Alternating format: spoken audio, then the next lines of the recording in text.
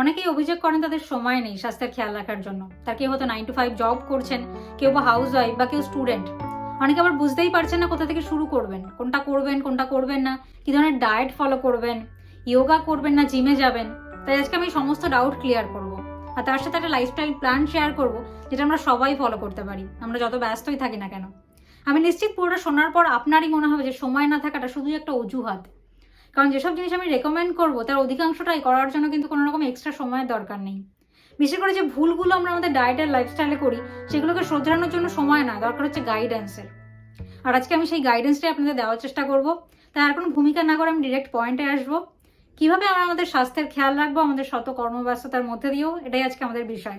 যেহেতু আমাদের হাতে সময় কম, তাই আমরা এখানে 80-20 প্রিন্সিপাল ফলো করব, যেটা বলছে যে আমাদের 20% কাজ দেয় 80% রেজাল্ট, আর 80% কাজ দেয় বাকি 20% রেজাল্ট। অর্থাৎ সারাদিন আমরা যা যা কাজ করি প্রত্যেকটা কিন্তু সমান গুরুত্বপূর্ণ নয়। তাই আমরা স্বাস্থ্যের জন্য সেই 20% কাজই করব যেটা থেকে আমরা 80% রেজাল্ট পেতে পারি। ধরুন আপনি একটা বাড়ি বানাবেন, বাট আপনার কাছে যথেষ্ট টাকা নেই বাড়িটা কমপ্লিট করার জন্য। আপনি কোনটাতে বেশি টাকা খরচ করবেন, বাড়ির ভিত তৈরি করতে না ইন্টেরিয়র ডিজাইনে? অবভিয়াসলি ভিত তৈরি করতে, কারণ একবার ভিত মজবুত হলে আপনি কিন্তু ইন্টেরিয়র ডিজাইন পরে করে নিতে পারবেন, বা যদি নাও করেন তাতেও চলে যাবে। কিন্তু ভিত মজবুত না হলে কোনো ডিজাইনই কিন্তু টিকবে না। এই একই কনসেপ্ট আমাদের স্বাস্থ্যের ক্ষেত্রে প্রযোজ্য।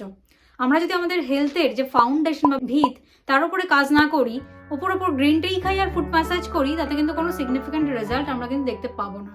আমাদের স্বাস্থ্যের ভিতগুলোর মধ্যে সবার প্রথমেই যেটা রয়েছে সেটা হচ্ছে আমাদের ডায়েট। আমরা কি খাচ্ছি, কখন খাচ্ছি, তার উপরেই কিন্তু আমাদের 70% হেলথ নির্ভর করে।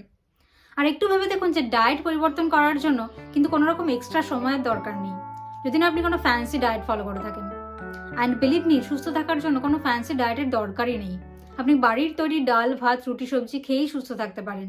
শুধুমাত্র কয়েকটা বিশেষ নিয়ম, কয়েকটা গাইডলাইন্স আপনাকে ফলো করতে হবে। ডায়েট নিয়ে ডিটেলসে আমরা আলোচনা করবো, কিন্তু তার আগে দেখে নিই আমাদের স্বাস্থ্যের দ্বিতীয় ভিতটা কি। আমাদের স্বাস্থ্যের দ্বিতীয় ভিত হলো ফিজিক্যাল ফিটনেস। অনেকেই ফিজিক্যাল ফিটনেসকে হেলথ বলে ভুল করেন।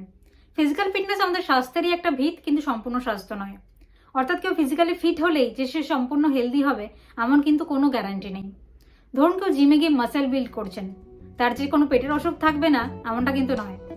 ফিজিক্যাল ফিটনেসের দুটো দিক রয়েছে, একটা হচ্ছে স্ট্রেংথ অর্থাৎ শক্তি, আর একটা হচ্ছে মোবিলিটি, আমাদের বডির মুভমেন্ট করার ক্ষমতা। যখন আমরা মাসেল বিল্ড করছি জিমে গিয়ে, আমরা কিন্তু আমাদের স্ট্রেংথের উপর কাজ করছি। আবার অন্যদিকে যখন ইয়োগা করছি, আমরা কিন্তু মেইনলি আমাদের মোবিলিটির উপর কাজ করছি। ফিজিক্যাল ফিটনেসের জন্য দুটোরই দরকার আছে।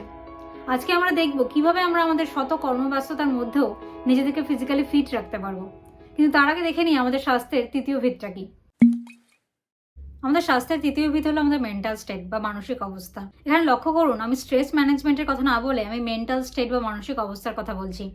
তার কারণ অনেকেই মনে করেন স্ট্রেস অর্থাৎ শুধুই চিন্তা, কিন্তু আসলে যা কিছু আমাদের মনে খারাপ অনুভূতির সঞ্চার করে সেটাই স্ট্রেস। সেটা রাগ, দুঃখ, ভয়, বিরক্তি, হিংসা যা কিছু হতে পারে। ইভেন বোর ফিল করাটাও এক ধরনের স্ট্রেস। আমরা মেন্টালি কীরকম ফিল করছি, আমাদের মেন্টাল স্টেট কীরকম, তার উপর কিন্তু নির্ভর করছে আমাদের স্বাস্থ্য। তাই আজকে আমরা দেখবো যে কীভাবে আমাদের মেন্টাল স্টেটকে চেকে রাখতে পারি, সেখানে খারাপ অনুভূতির জায়গায় ভালো অনুভূতি সঞ্চার করতে পারি। এবার আমরা দেখবো আমাদের স্বাস্থ্যের এই যে তিনটে ভিত, ডায়েট, ফিজিক্যাল ফিটনেস আর মেন্টাল স্টেট, আমরা এমন কী কী করবো যাতে এই ভিতগুলো মজবুত হয়। তো প্রথমেই ডায়েটে আসবো। আগেই বলেছি কোনো রকম ফ্যান্সি ডায়েটের প্রয়োজন নেই, আমরা বাড়ির তৈরি সিম্পল খাবার খাবো, শুধু আমাদের কয়েকটা নিয়ম ফলো করতে হবে।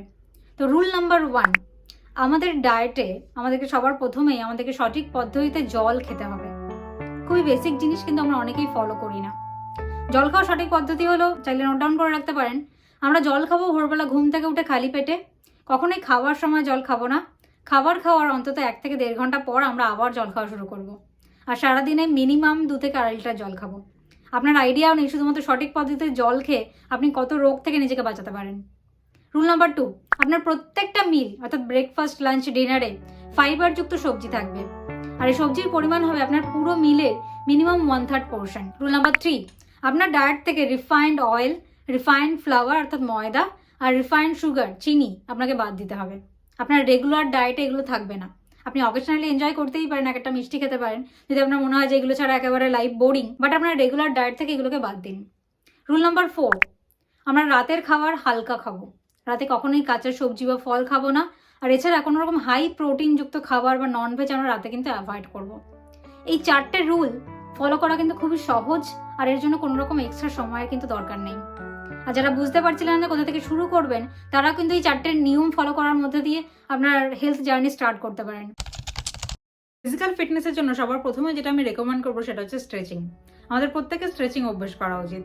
যারা ডেস্ক জব করছেন, সারাদিন বসে আছেন, তারা প্রতি 1 থেকে 1.5 ঘন্টা অন্তর একবার উঠে হাত পা স্ট্রেচ করে নিন।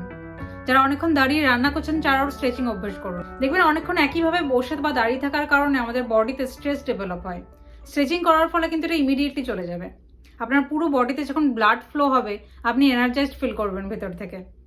এছাড়া অনেকে ভেরিকাস ভেনের সমস্যায় ভোগেন, স্ট্রেচিং করার ফলে কিন্তু সেটাও সেরে যেতে পারে। স্ট্রেচিংয়ের পাশাপাশি আমাদেরকে আমাদের স্ট্রেংথ আর মোবিলিটির উপর কাজ করতে হবে। আর তার জন্য আমি আপনাদেরকে মাত্র 15 মিনিট সময় বার করে নিতে বলবো। যার প্রথম 5 মিনিট আপনি 1টা কি 2টো যোগাসন প্র্যাকটিস করবেন। ইউটিউব থেকে 2-4টা যোগাসন শিখে নিন, সেগুলোই অল্টারনেট করে প্র্যাকটিস করুন। আর বাকি 10 মিনিট সময় আপনি আপনার বডির যে কোনো একটা মাসেল গ্রুপেরও ওয়ার্কআউট করুন। ধরুন আজকে আর্ম মাসেলের ওয়ার্কআউট করলেন, কালকে লেগ মাসেলের, পরশু অ্যাবডোমিনাল মাসেলের ওয়ার্কআউটের জন্য জিমে যাওয়া দরকার নেই। এর অনেক পদ্ধতি আছে। যেটা আমি রেকমেন্ড করবো সেটা হচ্ছে রেজিস্ট্যান্ট ব্যান্ড। তার কারণ হচ্ছে রেজিস্ট্যান্ট ব্যান্ড দিয়ে যে কোনো মাসেল গ্রুপের ওয়ার্কআউট করা ভীষণই সোজা। ইভেন আপনি চেয়ারে বসেও রেজিস্ট্যান্ট ব্যান্ডের সাহায্যে আপনার আর্ম মাসেল, লেগ মাসেলের ওয়ার্কআউট করতে পারেন।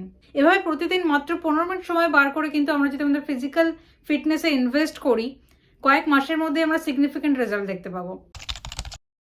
যখনই আমাদের মনে কোনো খারাপ অনুভূতি তৈরি হয়, সেটা দুশ্চিন্তা হোক, রাগ হোক বা ভয় হোক, আমাদের হার্টবিট বেড়ে যায়। কর্টিসল নামে এক ধরনের স্ট্রেস হরমোন রিলিজ হয়। এর পাশাপাশি আমাদের ব্লাড গ্লুকোজ লেভেল বেড়ে যায়, যার কোনোটাই আমাদের স্বাস্থ্যের জন্য ভালো নয়। তাই এই ধরনের অনুভূতিকে খুব বেশিক্ষণ প্রশ্রয় দিলে কিন্তু আমাদের স্বাস্থ্যে যথেষ্ট ক্ষতি হতে পারে। তাই এবার একটা উদাহরণ দিয়ে দেখবো কিভাবে আমরা আমাদের মন থেকে খারাপ অনুভূতিগুলোকে সরিয়ে ফেলতে পারি। যে উদাহরণটা দেবো সেটাকে শুধুই উদাহরণ হিসেবে নেবেন। ধরুন আপনার বাড়িতে আপনার পরিবারের কোনো ব্যক্তির বড় কোনো অসুখ ধরা পড়েছে। এরকম সিচুয়েশনে দুশ্চিন্তা করাটা খুবই স্বাভাবিক। এখন আপনার কাছে 2টো অপশান। আপনি দুশ্চিন্তাকে প্রশ্রয় দিতে পারেন, এতে আপনার শরীর খারাপ করবে, আপনি স্বাভাবিক চিন্তাভাবনা করার ক্ষমতা হারিয়ে ফেলবেন।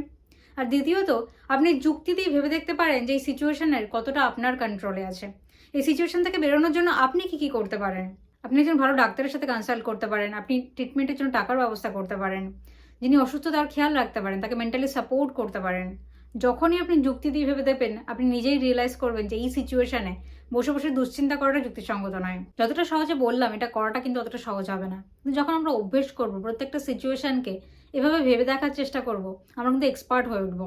আমাদের মেন্টাল স্ট্রেংথ বাড়বে, আমাদের মানসিক অবস্থাও স্টেবল থাকবে।